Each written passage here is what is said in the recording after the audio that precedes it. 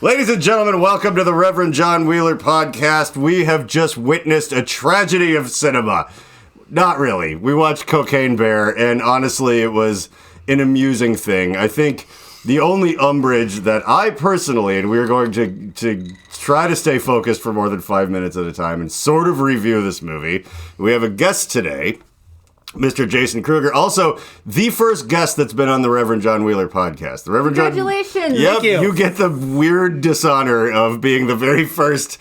Because we had Rum Dumpster and that had random people on it all the time. But those were the COVID days where we weren't allowed to go anywhere. So we turned my home into a bar and decided to podcast things for no real reason. And we did many great things, like a 3-hour-long review of, it was like a comparison of the Neverending Story and Willow. And that was 3 hours long. It was 3 hours long. I wasn't there for it, but... And the funniest part of that one was when Alexis admitted that she didn't even watch half the movies. She's like, I hated Willow so much I didn't even watch it. Like... Wow. I don't know. Bill got really mad.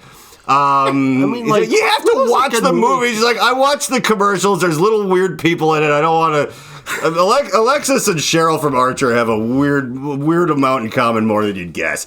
All right. I had to get off the bus because there was a dwarf on it looking at me with his dwarfy eyes. I'm like, I understand. That's why you were 4 hours late to work. It's understandable. Willow, it might have been that, or it might have been. Maybe she just doesn't like Val Kilmer. I have no idea. Oh. I thought he was an okay Batman. I think Val Kilmer is an excellent actor. Like, did you see The Saint? Mm-hmm. Yes. Like, the movie's not great, but like he did a lot of different character work and accents and things like that, and it was quite good.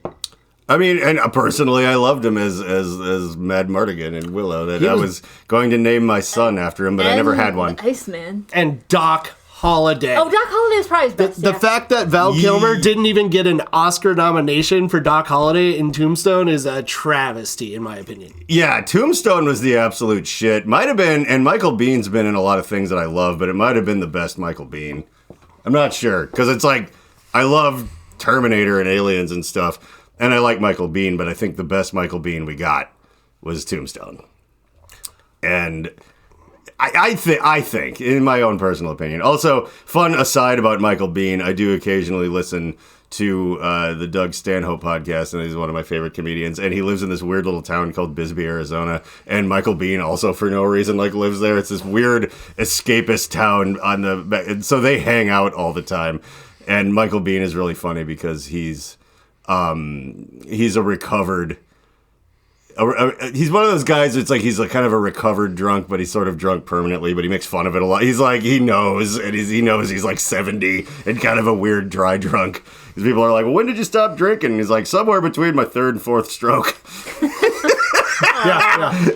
But he is, all things considered, very with it and very silly, and a good foil for Stanhope's normally the irresponsible one, but watching him try to take care of Michael Biehn is actually one of the reasons that I still tune in occasionally, despite the fact that I'm not, I'm less in bands and no longer on long road trips. So listening to podcasts is not a thing I do as much as I used to. I've fallen off with some of my favorites. I listen to just enough to get the bad idea to start my own, and then I stop paying attention and I do this one wrong, and it's really fun. I mean, yeah. If you stop studying other people, you're going to continue to do things wrong. Yeah, or my own way. It's called art. Yeah, and that's right. It's high art on the order of Cocaine Bear. It really and truly is. Let's talk about Kruger before we talk about Cocaine Bear. We got a little bit of time before people realize that they clicked on a thing that said Cocaine Bear, and it's not going to be a punchy review with shots from the trailer in it. It's going to be an hour-long drunken, aimless ramble that ends. You should have waited until you after. No, because now they're like, wait a second. It might be some ironic twist that he's building up to, and that'll buy us just enough time for to say that Kruger is involved in a lot of things. Yes, not just running sound at the Monday Night Comedy Show. Now Kruger's been a sound guy for a really long time. He's been the touring sound guy for Dokken. That was the first that thing. is and absolutely false. Well, you got tired. Yeah, you got tired of the touring life and settled in to a nice routine at home. You know, you were First Av's in-house guy for many years, and also, then finally, absolutely not true. Yeah. You take total that expertise to the Monday Night Comedy Show in a basement every week.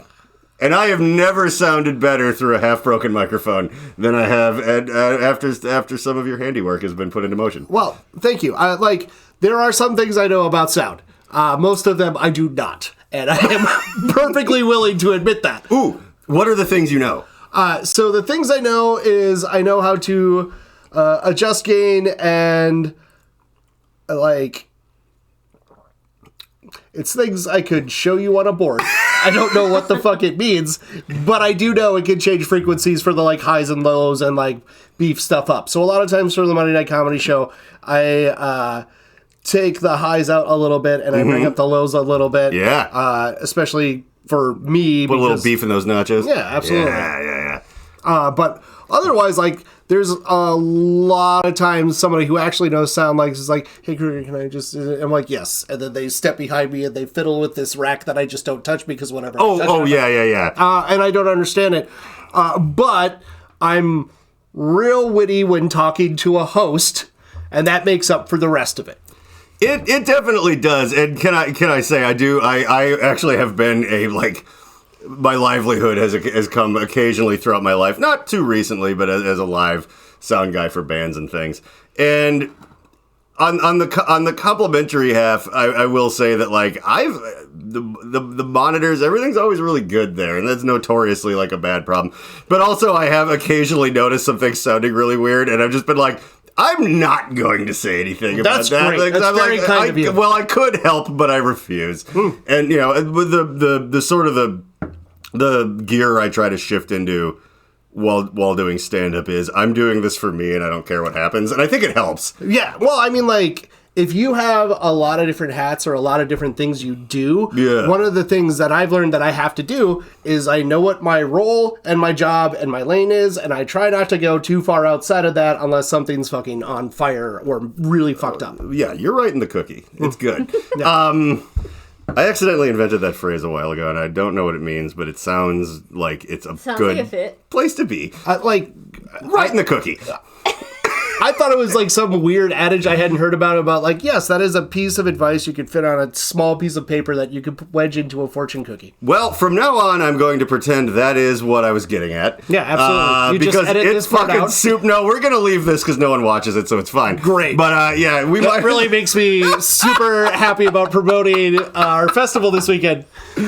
If more people would see this if we didn't broadcast it and just stored the hard drive next to where they have the Ark of the Covenant and the Pentagon, because at some point someone's going to open it up and there will be more 3 alien Secret Service men will be watching it, what is this? They are our biggest fans. Yeah. They listen in on all of your phone calls. We will be long dead before that archaeological discovery from our interdimensional space masters. But when this gets out, we're gonna be like the Beatles to them, I think.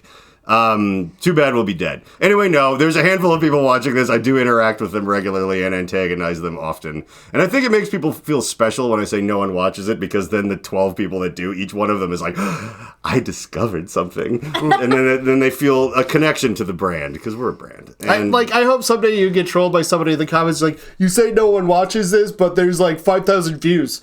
Yeah, well, I hope that day comes so I could get into a fight with that person to the point where they were going to become a subscriber and then they just completely delete everything. And they're like, this guy's a real jerk. And I'm like, no, I was just trying to make you feel loved. Oh. You know what I mean? If someone leaves a comment on the internet, they're the kind of people that a stiletto heel into the ball sack. That is. This is a really big assumption, John. Well, there's masochism involved. If you're going to go on something where it's the entire premise is this guy's an asshole and has too much time on his hands, and you're going to poke that man with a stick on the internet, you want him to laugh at how little your dick is and slap him around a little. That's just the kind of person you are if you're doing that. All your subs are subs.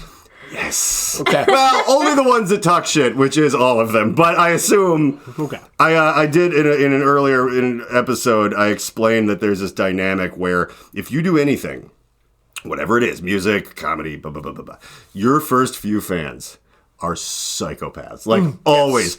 You know that whole thing where it's like, and they'll tell two friends, and they'll tell two friends? That takes a long time to kick in because all the first people that show up have no friends. Like, they're just individual lone weirdos that I am maybe kind of staving off a mass shooting because I'm giving them something to listen to and be a part of. And then it's like, eventually you become like, well, if you're lucky and everything goes right, you're the Maroon 5. It's like parents and their kids and whatever.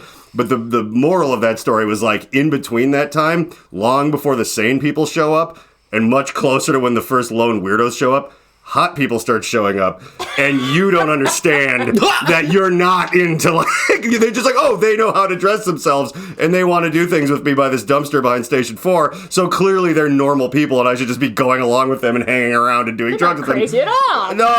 No.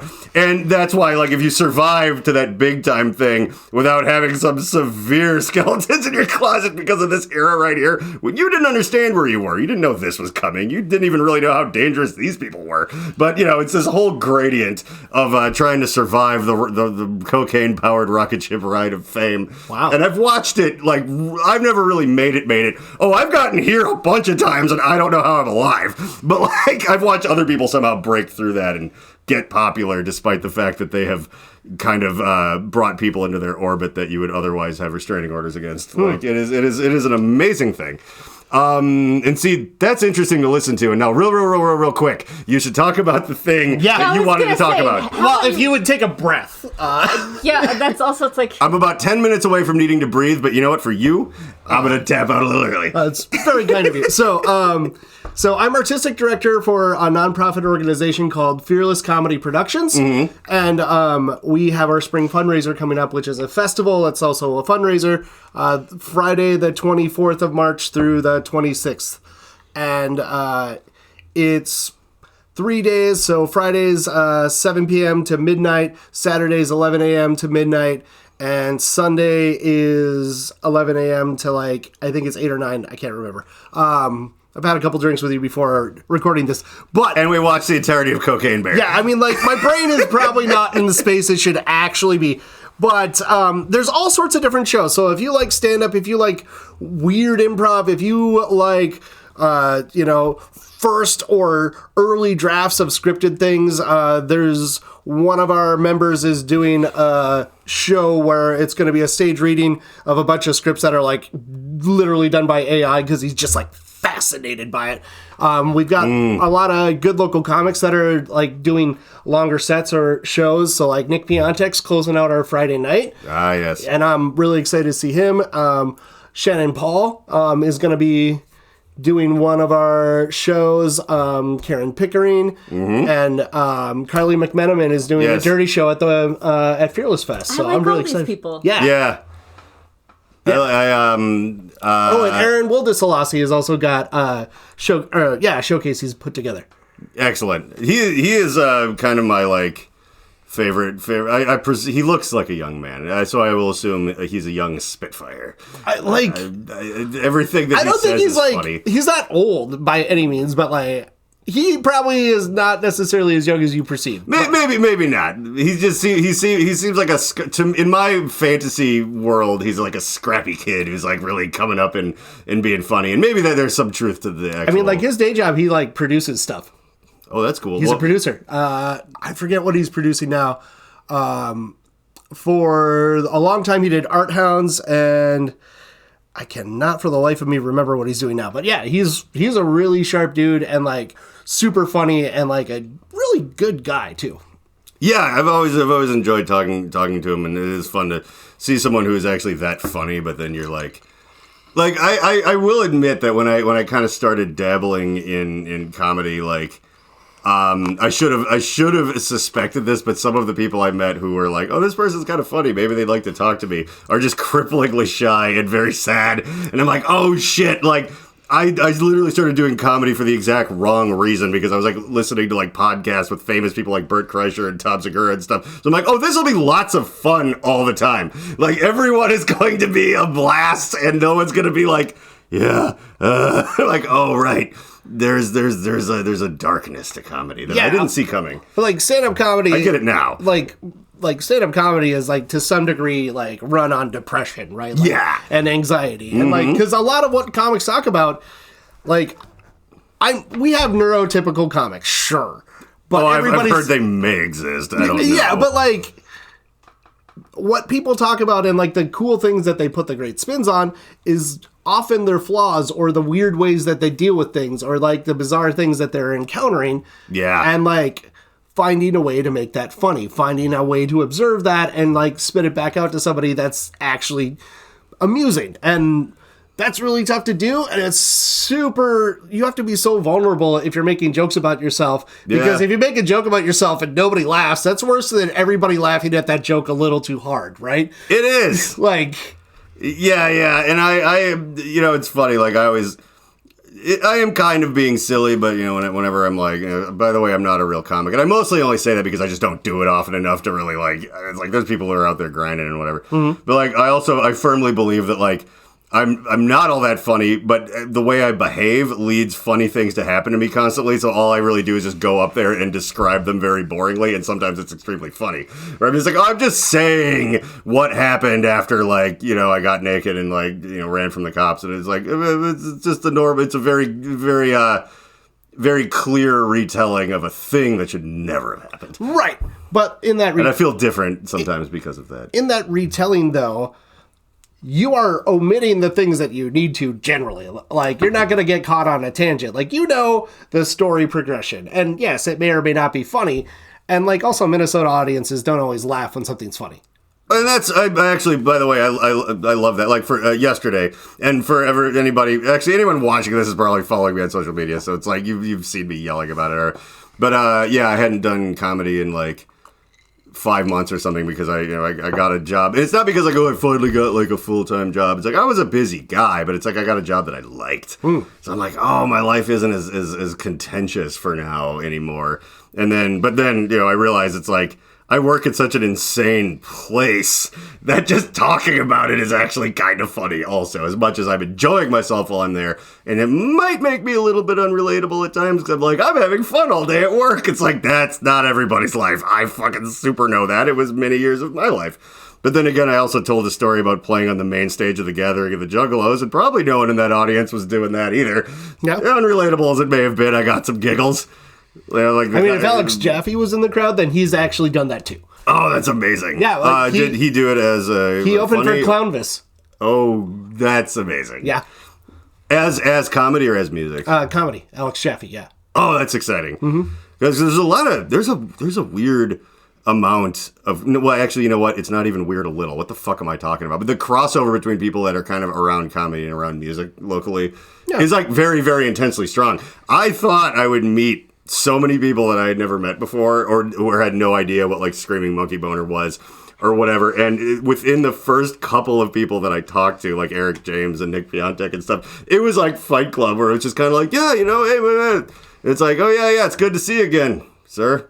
You know, it's just very like, oh, like, you know, Piontek was like hanging around with American Head Charge and like, and Aaron Zilch was there last night. And Eric James used to go to the garage and you know, it was just like, oh, weird. Like there would of course be a whole bunch of crossover because like everybody involved in both of those things is in the best way possible, but like a weirdo like myself, and I myself am tangled up in both things. So it's like, well, it stands to reason that a lot of other people would be too. I mean, like arts communities are just a bunch of like Venn diagrams of weirdos, right? Like your music weirdos are also gonna sometimes do comedy and improv, and sometimes they're theater people too, and all of that kind of things. Yeah. And like your film people and your theater people overlap some, but like not all are the same. Yeah. Like Sydney is very deeply involved in like playing in bands or booking shows and things too, I think sometimes. And for like a long time, and apparently we'd crossed paths before, but I didn't you know, put together that was the same guy from back then. I think he looked different. So did I. I look like you remember Something About Mary? That movie, and then the guy who's kind of on the crutches, who's like a British scientist, and then they show his driver's license photo from before he saw her, and he has like dreadlocks down to his waist and like a goatee. That's exactly my arc. Oh, okay. Like I was remember you from then. Yeah. I was a guy with like a dread mohawk, and like the fact that I have like tattoos all over me made more sense. Like now I look like someone who's like trying to like, I used to be in the Yakuza or something, and I'm trying to like fly right. By the way, have you ever watched Way of the House Husband? No, I don't know. It's on Netflix. Okay, so do you like anime at all? No. Okay. Well, there are some very, very notable exceptions, and I heard someone say that it's not whether you like anime or not. It's just that everyone had, like, some Studio Ghibli stuff I like, and I like Vampire Hunter D was kind of cool back in the day. But everyone has just so much tolerance for anime bullshit, and some people have a lot. I have as close to none as you can get while still be willing to try things. You know what I mean? It's like the minute someone goes like, what's happening?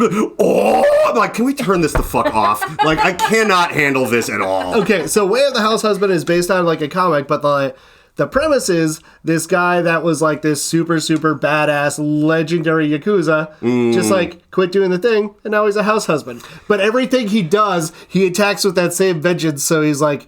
When he's like shopping for groceries, he talks about it like he's like about to pull a job or something like that. And right. Like he crosses paths with people, and like it's like adorable. It's just like if you just like want to turn off your brain for like 20 minutes and watch something like aggressively wholesome but also aggressive, it's kind of fun. I do like, and I feel like if I could remember things, I could probably compare that to something that I would also, that aggressively wholesome idea. And, in that, again, that sliver of hope that I have, the anime stuff that I do like, usually involves something like, or I guess in a broad term, it's the kind of thing that would only work in an anime. Sometimes that's what I like the most, where it's like, I like this premise, but I don't see how the fuck you could do this. Maybe if it was an anime. Those things, I like enjoy. And it sounds like that is, once again, right in the cookie.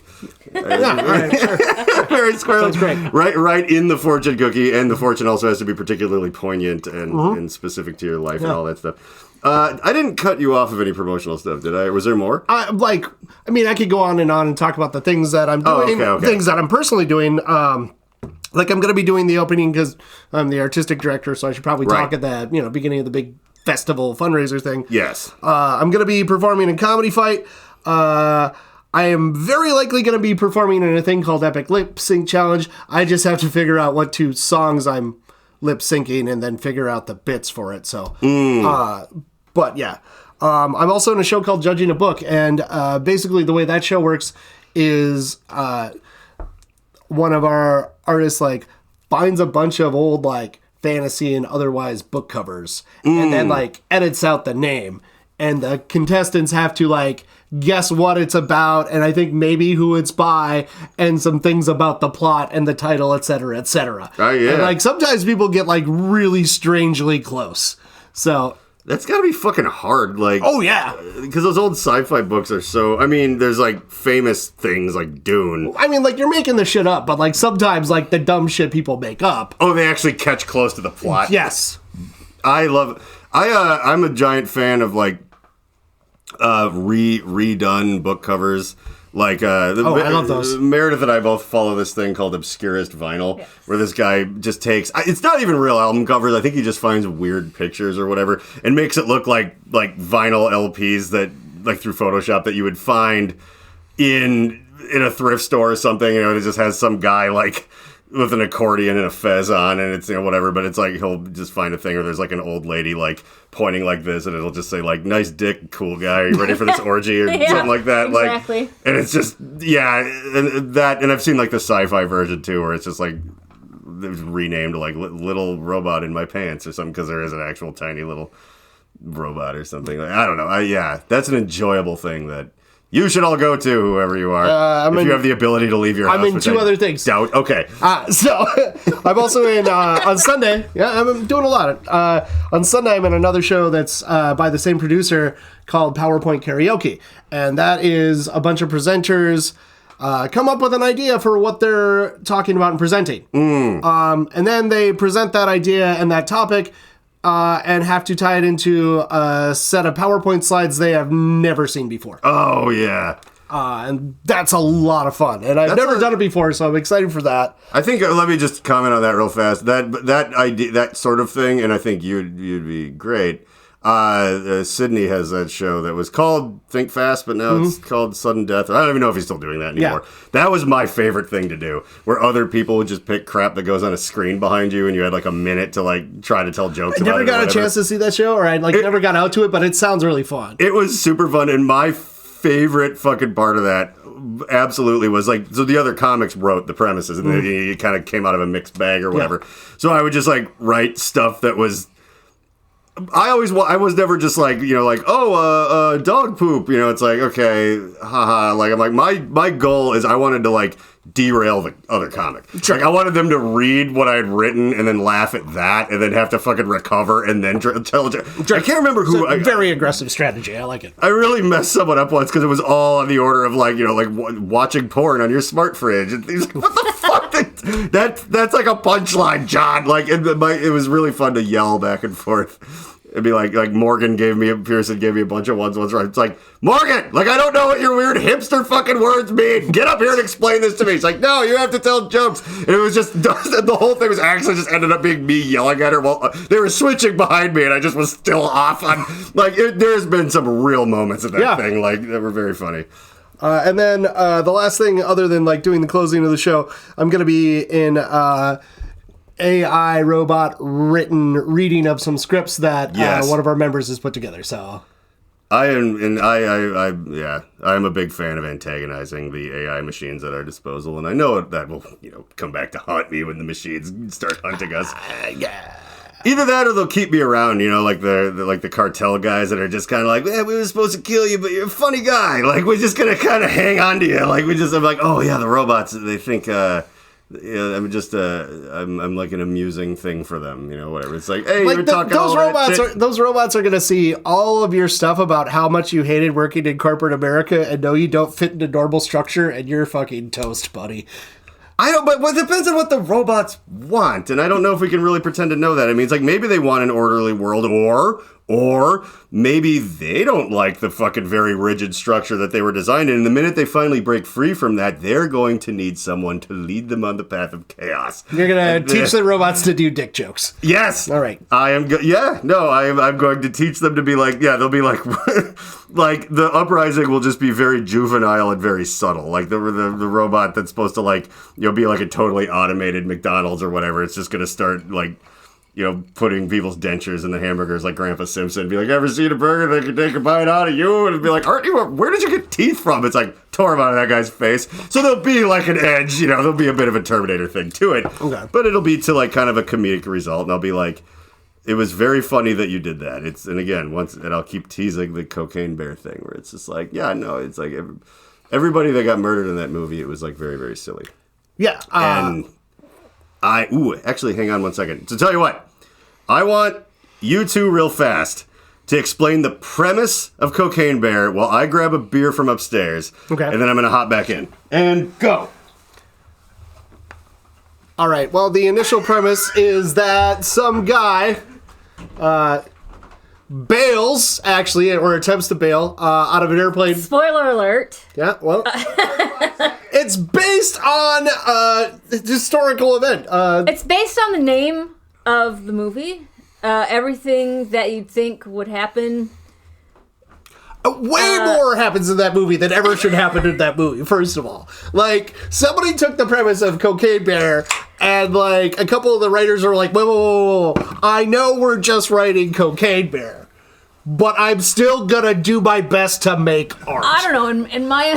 like, those writers were actually really, really trying in some spots. And I think we discussed that upstairs for a moment. I fucking really, truly hate the fact that clearly, like, some people got brought on, and it was like, okay, it's ridiculous, but guys, this is an opportunity. And we're gonna do our best, and we're gonna have to, like... I know what I don't like about it now. I had time to think about it while I was upstairs for 2 seconds. Mm-hmm. And when I was in bands, there's a lot of guitar player syndromes, but there's one. There's one that I hate most of all, and it's called, this song is perfect the exact way it is, but I haven't done anything in it that shows how good I am at the guitar. So now I'm going to make it different than perfect. Let's just be nice and call it that. By adding something in that makes the song worse, but see, now I have a guitar guy thing in it. And that ruins fucking everything. So guitar player trauma ruined Cocaine Bear for you. A little. Okay. But I think that... What else ruined Cocaine Bear for you? Well, a lot of the plot and the writing. Yep. I mean, some of the writing was good, but... Oh, go ahead. Oh, I was going to say, what plot tendril? Because, like, there were a lot of character stories, and they tied many of them up. They tied them up, but, like, what? Like, okay, so it's like there were some arcs that just we gave like, and by the way, this is going to be full of spoilers because it's like if you haven't watched Cocaine Bear yet, you're probably me. Where you kept trying to go to the theater. It's only been out for like 3 weeks though. Yeah, but it's all. You know what? We're in new time. It's post-COVID, baby. And when something comes out on streaming, now I have to treat it like by the time Jurassic Park, the first one, ended up in Hollywood Video, with like 3 years later. So it's like, boom! That's 3 years of Cocaine Bear. Of little kids swearing. I thought there was appropriate amount. Those little kid actors were quite good. Like they were quite good.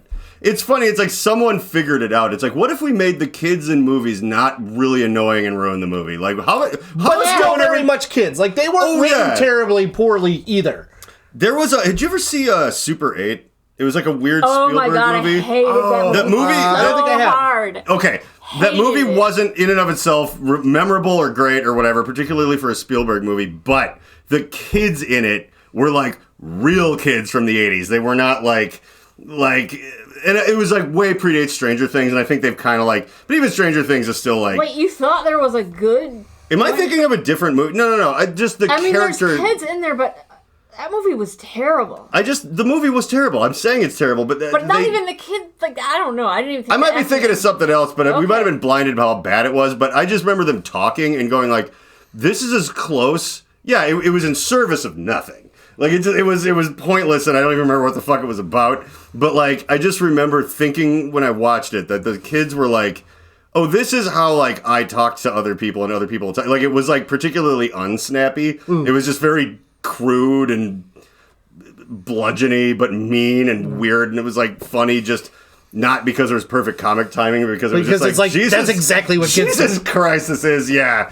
Like, I felt like they did a good job of that. And to our point earlier, someone like Steven Spielberg can make a movie and go like, I don't have to show off what a snappy dialogue, this is what the guitar thing is like, what a snappy dialogue writer I am, or what the fuck, whoever he has helping him with that. I'm Steven Spielberg. I want the kids to talk shit and sound stupid because they're kids.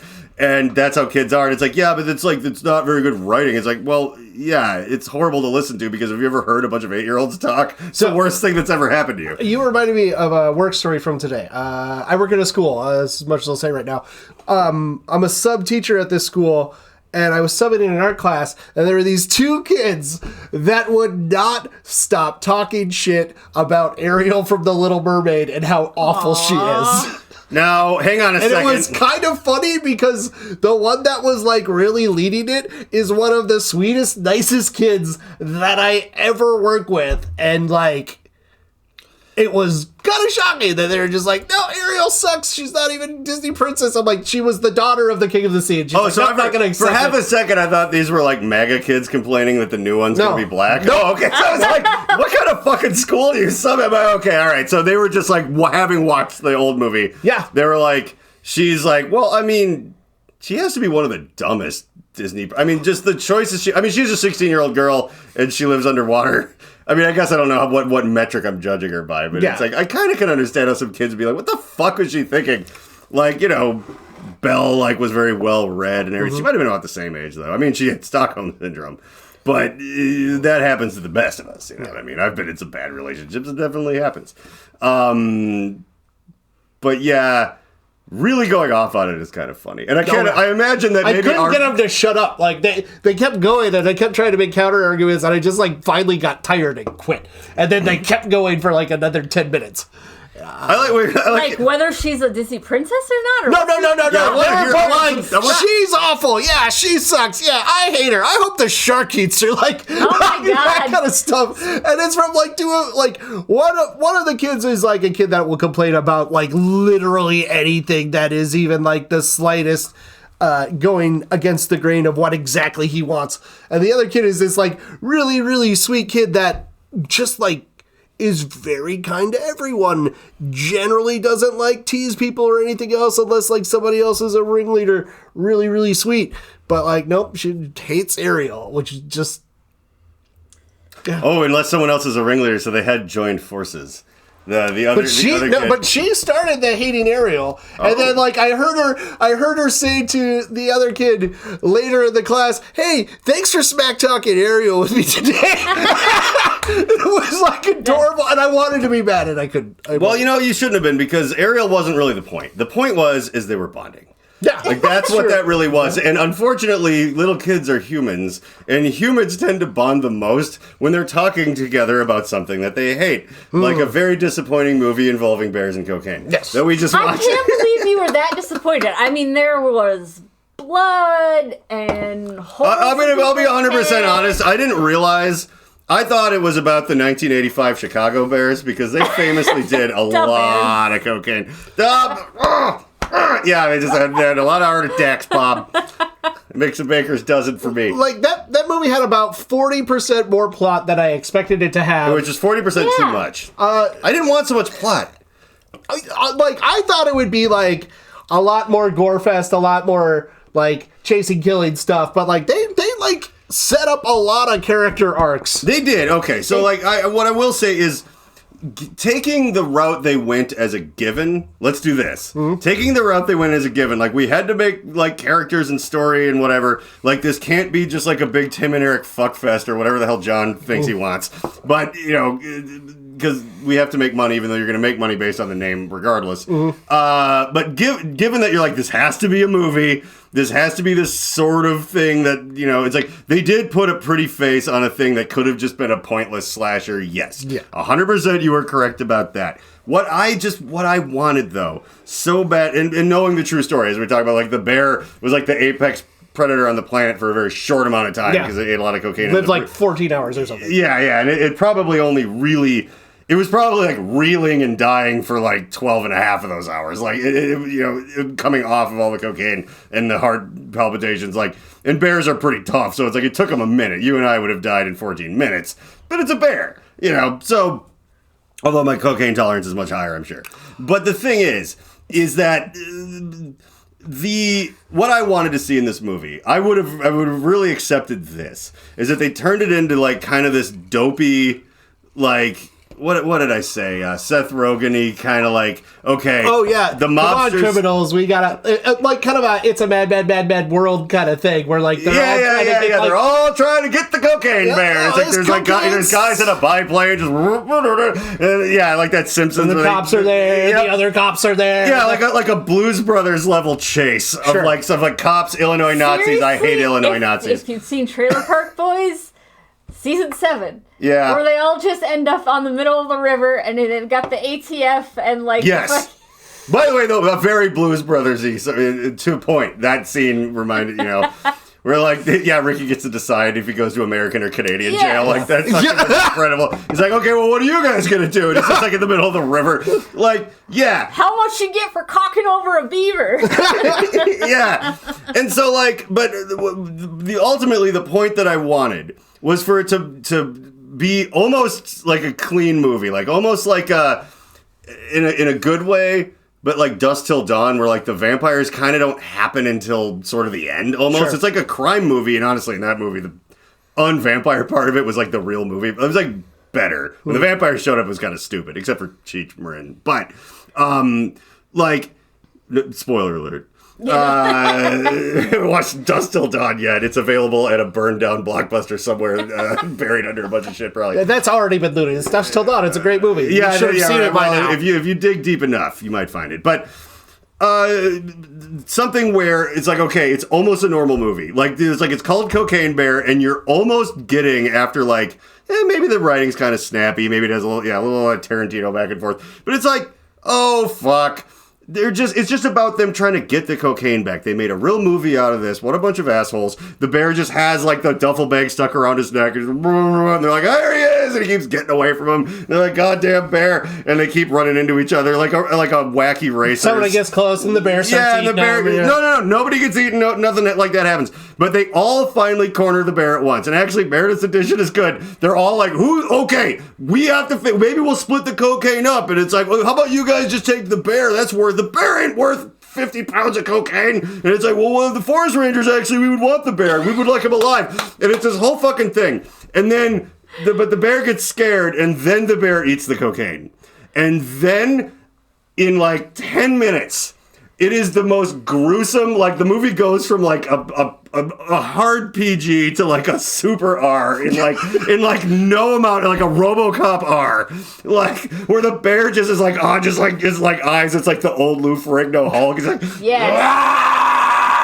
like lightning strikes behind him, and it just people like are just getting people we kind of grew to like over the last 89 minutes before we get to the scene. So it's really depressing. They're just all getting murdered like the fucking rabbit in the Holy Grail. Like it's just That's this true. nightmare. That would have built a way better character connection. I mean, like And then the bear sort dies. of connected. Yeah. Because his heart explodes. I No was one gets sort of any connected cocaine. to some of the characters, but that would have been. No Nobody dies one until the in end, you don't meet until it's just like Rampage. You don't meet a single person in the movie that doesn't get torn apart by the bear in the last 5 minutes of the movie. And that's your take. I get it. How would you have made this movie, Kruger? And then we'll do Meredith, but you go now. So here's the thing. I think that one of the things that I thought was really good about this movie was the filmmakers. Well, there was like some surprisingly good effects and cinematography for what this movie was. Yes. And the filmmakers definitely did their how to make a horror movie homework. Yes. And there were a lot of things that was just like textbookly done. Like the night shots in the lake or whatever looked like the best case scenario of Friday the 13th. Like it looked like a beautifully shot, the naked girl skinny dipping's about to get stabbed type of blue moon shot. Right. Yeah. And like the reveals and the jump scares were all about, the way you would expect them to be. I think that you could have like cut down the character pool significantly and done a lot less with the things and just like, oh, it's a mom trying to get her kid because her kid ran away because whatever. Like, I think we could have been like one conflicted gangster instead of gangster buddies. Yeah. Never saw the gangster boss again because why the fuck is he there? No, yeah. Just because it's Ray Liotta. Yeah. You don't And think Ray Liotta's important. Ray Liotta is very important, and R.I.P. Ray Liotta. This was his last movie. And I will say, as far as last movies go, because you don't get to pick, you don't know what the fuck's going to happen. No matter how prestigious you are, you do some goofy shit. You don't know which movie's going to be your last. Like, Raul Julia is amazing. His last movie, the Street Fighter movie, kind of depressing. And forever after that, when his kids beat Street Fighter 2, they would shed a tear because, oh, that's my dad. And, like, that's depressing. Yeah. So, like... Yeah, but Ray Liotta's important. But I think, to your point, probably if it had been like Lost Family, Criminals. Yeah. And you don't, like Christopher Lloyd in fucking Problem Child. I would even be okay with like Lost Family, Criminals, single detective cop. A cop. No one believes him that there's a cocaine bear. So he's just out on his own. He would have backup, but he's like, he goes on a hunch. No double cross none of all. It's just too goddamn much plot. Mm-hmm. So he's just kind of like way too much plot. It's gotta be way too much characters. Yeah. Although I would have definitely said it would have been great if for some reason the cop knew it was a bear. That would have been very funny. So other than the amount being done being way too much, look, I'm kind of conflicted about the fact that they literally had like 12-ish-year-old kids just like hopping down on a night full of cocaine on basically a it wasn't like they were high at all. I'm conflicted that there was no consequence. Like, the most irresponsible thing this movie did wasn't showing kids eating fucking like a quarter pound of cocaine. It was that then nothing weird happened or bad, but even weird. They referenced it with like the one with the boy kid a few times, and he like the one part he's like, I'm so fucking tired. Yeah. That was funny. That was like the one of the best lines in the movie. With his angry rant against the bad guys. Like, and I'm so fucking tired. And it's like, kids don't even know when they're tired, but I guess a kid coming down off a ton of coke for the first time would have his real experience with like, God, I'm tired. I just want to lay in the dirt for now. Oh my God. Yeah. I don't know. Like, I would have taken the thing that you said, which I would have taken the thing that I said, or just total like Kentucky Fried Movie nonsense. Like the bear does cocaine and he shows up in like a leisure suit, and he's gotta be too much. He's like the brain gremlin from Gremlins 2. He's just kind of like, I'm going to start a business. Like, how did you learn to talk? And he's like, I want a lot of cocaine. Like that would have been amazing. When they opened the movie, like first off, like the bit at the beginning where the guy's jumping out of the airplane and his parachute doesn't deploy, it shows you why his parachute doesn't deploy. Yeah, and it's executed in a very funny way, I think, because I just kind of for the ridiculousness of the scene leading up to it, it was still like a surprising punch. I was like, oh, yeah, because they like went way over the top, and you're like, okay, he's gonna jump out of the airplane, and then the thing happens, and like, that's like one of the things I don't want to spoil for you, because like I think that bit is really good and deserves like. Well, I was like, he's going into one of the propellers. Like that is what I was thinking, and then when they got me before I thought anything would happen, I'm like, oh, okay, good, you fooled, can't get fooled again. But like, so like that, and then like the hiking couple at the beginning. Yeah. Like, that was like, all right, I think this is gonna basically be the movie that I think it was. And then there's like 25 to 30 minutes of like, here's 8 characters and their plot. Yeah. Yeah. Like, interspersed with like, here's a bear fights cocaine. I'm gonna admit something. I missed the plane part.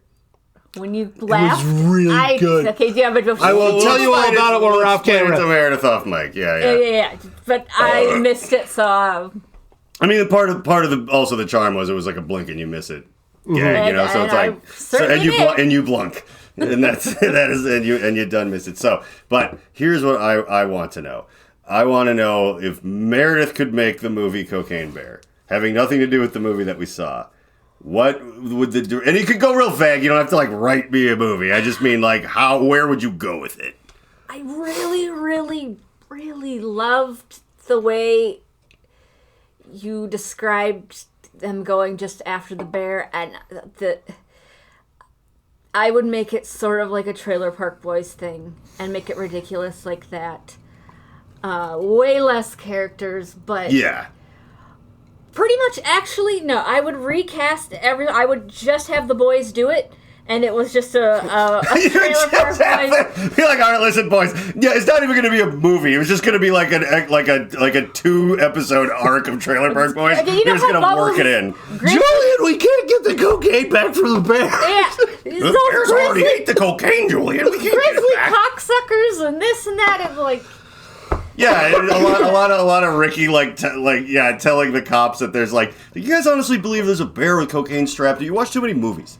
Like, just like I want to see that, like, Ricky's defense in court for that cocaine bear thing. He's Yeah. So, you are under charges of, like, endangering wildlife and this and that and this and that, and he explains all the reasons why he wasn't actually the one that gave the bear cocaine, like, Your Honor, et cetera. The cops don't like me. You don't like me. I don't. Yeah, it's okay. So, like, I've never heard more made-up charges in my life. Okay, this has never happened. The thing about Trailer Park Boys, though, is it wouldn't be Ricky. It would have been Julian's idea. Julian is the cokehead. If you pick up on that, the original, from the very original, yeah, but Ricky's doing the defense in court. Well, yeah. They're not letting Julian. He's just like, but I'm saying, Ricky, let our lawyer talk. All Julian's fault. It's a lot of it is Julian's fault too, and that's the subtext. Idea. Ricky's the one that's just the more he's better at talking his way out of what technically, really, a lot of it is Julian's. I mean, some of it isn't. Like it was Ricky's idea, for example, when this is partially a review of the entire Trailer Park Boys series and all the movies, which most things are. But the idea that they needed to stop doing big crimes and just start doing lots of little crimes. Yeah, that was a Ricky idea, but most of it is like Julian's like, boys, this is gonna work, whatever, and then it's just he has the really big plans, so of course that would either the bear would get in the way or the bear would be part of the plan. Yeah, and I would say that Bubbles would probably be more worried about the bear. Absolutely. Than everybody. I mean, like, okay, what if Cocaine Bear was, all right, you've got your cocaine drug overlord, right? Yes. All right? And somebody decides, like, I'm going to double cross him and steal a fucking few kilos and run off, right? Yeah. But, well, the overlord's got a plan for getting his stuff back. So he releases the Cocaine Bear. Oh. And it's, the Cocaine Bear being sort of a drug overlord maze minotaur. Yeah. That they send out to go and get people. That'd be an exciting movie. See, like, maybe. That is the actual Deadly Escape. True. It's like it's like they're hunting humans, but it's like, what are you going to use, a rifle? It's like, I'm using a bear. It's on cocaine. Like, he's like, where'd you get all the... Oh, right, you're a giant coke dealer. Well, this tracks. Okay, we're going to die. I don't know if that would, if you could get a solid 95 minutes, with that. Yeah, well, okay, let's call it a sequel then. Let's call it, Escape from Cocaine Bear Island. Okay. Yeah, all right.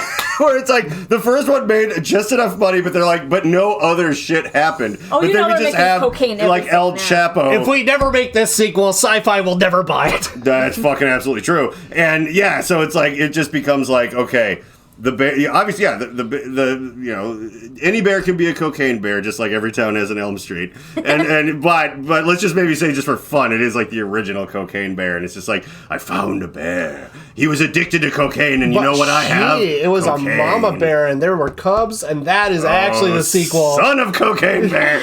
Yeah. Son of Cocaine Bear. And they live on some El Chapo guy, like a guy in a white suit on an island, like the big coke dealer there. And the bears. Totally the kids from the mama bear. Well, here's the thing. There's a true story to base this off of, because the real El Chapo he had hippos in his, like, Michael Jackson zoo. Oh, hippos are fucking vicious. And they've been multiplying, like, in fucking Jurassic Park off the coast of Isla Nublar. And the authorities are like, we don't know what to do. They're like, they're actually hippos. Like, we can't just kill them for no reason. But he did get them addicted to cocaine. So either the sequel is one of two things. It's either Cocaine Hippo, which honestly is the only scarier thing imaginable. I almost should just stop here. Yeah. Or it's just the Cocaine Bear is an analog. So it's like, oh, the real story, he had hippos, but then it was like, yeah, actually, fuck it. The sequel is Cocaine Hippo. I'm just throwing away where I was going. Because, yeah, it's just kind of like... if you're escalating, like, the size and ferociousness of an animal, because, like, a bear would actually not have a chance against a hippo, in my opinion. No, they're, like, the worst things on earth. Right. So, like, if it was Cocaine Bear, does it have to be Crack Hippo?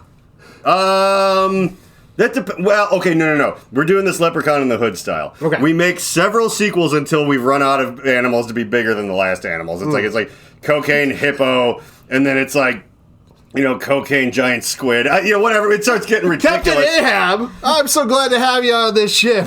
But then we... Oh no, the whale ate the cocaine! Yeah. Like, it's just bigger and bigger monsters until we can't do it anymore. And then they're like, well... Cokezilla! Yeah. Like, but it has to be real animals. So it's like, then we just have to up the drug. So it's like, eventually it's just like meth gorilla. And it's this like thing. He's just like wearing like, bib overalls and like a blue Felix t-shirt. Where'd you hillbilly meth heads get a gorilla? What you letting them do? Yeah. Cletus, get him away from the meth! And that's the thing. Meth Gorilla will be the Leprechaun in the Hood of Cocaine Bear series. So, like, instead, it'll just start being, like, Meth Gorilla 2. Like, we'll just get off of changing it. We'll just start making sequels to that until the cubs of Cocaine Bear are grown. Works. Black tar heroin Sharknado. Yeah, Black tar shark hair. Yeah. I listen, this thing has legs. Except for the sharks. But, yeah. This is going... Yeah, no, I think if we had anything to do with this, we'd about to be rich. Instead, we're just going to get sued. Yeah. But now that we have 10 minutes left, Kruger, I'm glad that you're here. God damn it. Because I like you. But, okay. I stopped explaining the book. You'll see the dog ears. But I have to explain it because we have a guest. Yep. So you're a good excuse today is what you are. Watch the podcast. So. Yeah, so exactly. So, Shame. this book is an enigma wrapped in a riddle jammed in an asshole. And I hate this book a lot. And my very interesting parents, like, kind of as like a... they got me like a nice bag to use for my job, to go to work with and everything. Yeah, Christmas. But they also gave me a couple of random things, including this book called Dear Asshole. 101 Tear-Out Letters to the Morons Who Muck Up Your Life by Jillian Madison and Michelle Madison. And you're like, oh, that must be a very progressive couple. Now, that's the first curveball we're going to experience here, because what this book is it's, by the way, first of all, it's tear-out pages. So it's, if you're too passive-aggressive to talk to the people you have a problem with, you could leave them a note. Yeah. But if you're too stupid to do that, you could leave one written by somebody else out of a book. Now, What a time saver. It's a time saver, and your first thought might be, oh, well, it's like ironic, right? Like it's like the kind of thing someone would do, ha ha ha, and you can read it on the toilet or whatever. But like the very first page was like the asshole was like a server that wasn't attentive enough, and I'm like, okay, no, they're making fun of Karens or whatever. Like that's totally what this is, and it was like kind of racist, and it was like, oh no, it was like kind of, oh no, this is unironically exactly what it is. This thing is a cursed tome. There's probably only one of the, like my parents probably bought this from where the guy bought the Mogwai and Gremlins. Like it's just this horrible thing. That like, and also my parents don't know that, like they didn't get this for me because they're like, oh, we understand exactly what this is and he'll have a field day on his podcast with it or some shit. They were just like, this is funny. Like some guy smoking opium's like, your boy will love this book. Like, and it's just a terrifying nightmare and I hate it so much, which is why the last 10 minutes of our podcast has been dedicated to like, now I may have stolen the whole page of a book thing from someone, but like... At least you're not reading high literature. No, this is the lowest form of literature. It's the worst thing in the world. And I don't like the... Oh, by the way, I should read you the back. Because, just real fast, sure. I only read this like once. And it's so like... Not even the description, just who they are. This says, like, weird... Hollywood trust fund idiot like gets to do whatever they want so hard. So Jillian and Michelle Madison have built a network of well-connected pop culture websites and podcasts, none of which are named, which currently receive over 40 million page views per month and have been featured on thousands of professional sites and blogs. Now, if I was worse at making shit up than I am, and I'm okay at it, this is what I would write. Like, they live in Connecticut, the birthplace of assholes. Oh, that part's funny. But yeah, it's just, could you say any more nothing about something? Right. Like, I've written many things that have been on websites who people have viewed, and you could buy my book, please, because I'm Dad, important. We want to do a book! Oh my God, fine! I was a dick about you two getting married, I'll give you the book. Yeah, I don't know what the fuck happened here. But none of it is anything we'll ever experience, having been bored into the, like, cannon fodder class. And you're certain they're spouses? They might be sisters. That's he's just possible, but I don't 100% know. And some of the stuff they write, it kind of go back and forth. Where I'm like, there's almost a hint of like, oh no, we're like modern people, you know, whatever. He wants and it's like them to be mean lesbians. That would be funny because it would be like even all the way to the back, the last thing you'd expect. You're like, oh well, they probably have an interesting worldly view. They've gone through some struggles. They got married, like whatever. Yeah, like maybe that. This is a book that like you get halfway in and there's like this actual heartfelt letter about how this person actually wrecked your day or something. You're like, yeah, but it's like the dumbest, meanest shit for no reason that I've ever read.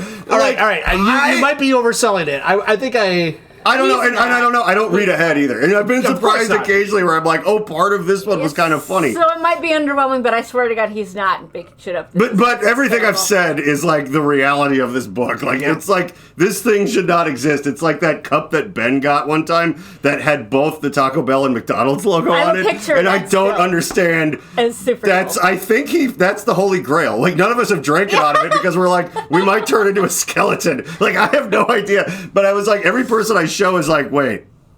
I know. When you guys handed it to me, I'm like, huh?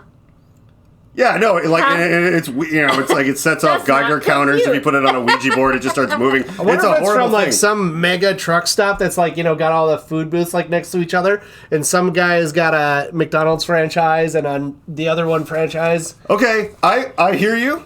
And I thought about this because here's the thing, like I've been in more than one band that has toured, like I've played in like every city, even including ones that like you'd never normally go to for any reason at all, and like 10 times, and been everywhere in between and slept in every Walmart parking lot. I have never seen a Taco Bell McDonald's. Like this thing is from like hell. Like this is not Taco like Bell, Pizza Hut, yes. Yeah. And we know the ones. Yeah, they're all the ones they mix together. They're actually connected. But McDonald's is on their own. They don't fuck around with others. Yeah. That's anyway, like something leaked in from an alternate universe. Cool. Yeah, it is a cursed thing. This book came out of that same portal. So, I probably am dying of radiation poisoning looking at this. And okay, so, dear asshole who doesn't know how to use self-checkout. And right off the bat, who does? And by the way, why am I using this? Do I work at the grocery store now? I love self-checkout. Well, I'm not going to do it if I'm like buying produce, but like if I and I'm going to use it to steal. Oh. And so maybe, see, that's the thing. If these people were funny, they'd be like, dear asshole doesn't know how to use the self-checkout. Why are you scanning everything rather than every third thing? Like, what the fuck is wrong with you? No, that is not where this is going to go unless They're it does. just going to make fun of, like, the elderly. Yes, they're going to be everything that people normally are like, hey, you shouldn't say that about those people. Yeah, so, okay, guess what? No one wants to stand around for 10 minutes while, oh my God, your time is worth so much. 10 minutes while you're aimlessly trying to find a barcode for your unmarked head of romaine. This is supposed to be a quick, convenient, look, it's all capital, quick, convenient lane for people who want to get in and get out. If you don't know what the hell you're doing, collect your items and take them over to Wanda in aisle 4. I'm sure she'll be happy to accept your expired coupons. Okay, shot fired to other Karens. That's fun. And double bag your kitty litter too. Okay, well, you should. All right, anyway, next time have some consideration for those of us who actually have a clue. You didn't have time to punch up 101 whole pages of a book like this. We could have workshopped. Never mind. Fuck it. We wrote whole Cocaine Bear sequels. There's a couple more lines. Good riddance. Good riddance. P.S. It's an electronic signature pad, you dolt. Is this the 30s? You don't need to search your belongings for a pen. I've never seen it. Okay. So here's the thing about this. These are letters you're supposed to passively, aggressively, like, give to people. How do you give this? Oh! That's brilliant. Oh, let's take a trip down memory lane real fast. Okay, this is a friend, always aiming for backseat driver. Oh, you could. Dear asshole, keeps pushing the snooze button. Why are you still in this relationship? Okay, just leaving it for your dentist. That's funny. Dear asshole at the beach. You're gonna go stick this in their Speedo? Dear asshole who didn't flush the toilet. Who is this? I will find you and give you this letter. This whole one, by the way, is not about someone in their house. It's about someone like at Target. Like, how are you gonna just do a DNA test by digging in their shit? Yeah. Okay. Dear asshole trying to get in my pants. You'd probably know them. What was the? Oh yeah, dear asshole. This is the one. Dear asshole had this library book for me. Where does this go? Like, to the library? It doesn't go to the person who had the book for you. See, so, like, this one makes sense. Dear asshole, sure. My parking space. Honestly, like, that's what that book should have been. This is about the only one that has made sense, where you're like, okay, leave this, but it's like, why don't you just grow some fucking ovaries and key their car? Dear asshole restaurant. Yeah, this is the one that, like, we won't read that one. But, like, yeah, it's... But, yeah, this book... Ooh, overly competitive asshole. Exciting one for next time. I might. And that's the thing. Occasionally, little bits here and there. I'll kind of agree. Be like, oh, yeah, like, this is really frustrating. But it's also like, just, I've never seen something built from the back end up so much where it's like, rather than this is a brilliant thing that needed to happen, it was like, hey, you two idiots, I'm your dad, write a book. Like, you have to fill it with something, and they almost didn't, and then they finally figured this out, and he said, good enough! Off to the printers it goes! So much of it just, like, reeks of entitlement. All of it. Big time. It's just, that's incredible. Like, I feel like you should do some research, and when you finish your book, you should have them on as guests. I would, you know what? There's probably like no one on the internet because they're like, we get many views on our blog. Again, maybe that's the only copy of that book that exists, and it's What's your blog? It's an Do they even accursed. name the blog? Like I said, it doesn't say any of what those things are. That's what you write when you haven't done anything. You go like, we have blogs. They just had the money. We have viewers and listeners and synergy. And he was just like, this is just fucking bullshit, isn't it? This is a whole bunch of nothing. And you wrote this book. And yeah, so you know what? As long as these people are alive and living in our dimension, both things I doubt. When it is done, I will find them. If they're not, who knows? See, my theory, the couple theory goes further because I think it's a smokescreen, right? Like, it's one awful, mean, just what you'd think of as a Karen, like, person just doing this. And it's like, there's a lot of racist stuff in this book, but we're leaving it in. But here's what I do.